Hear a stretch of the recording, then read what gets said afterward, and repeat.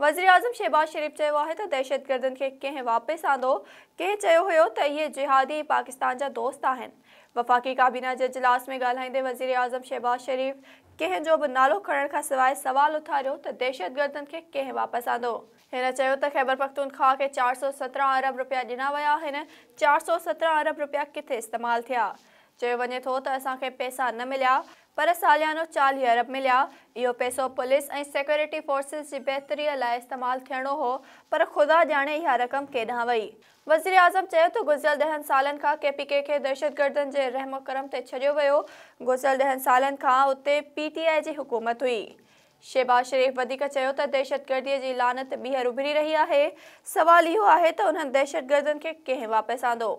पाकिस्तान जो अमन कीअं ख़राब थी वियो? जेकॾहिं फौरी तौर ते मुनासिब क़दम न खयां विया त पाकिस्तान में दहशतगर्दी पखिड़िजी वेंदी।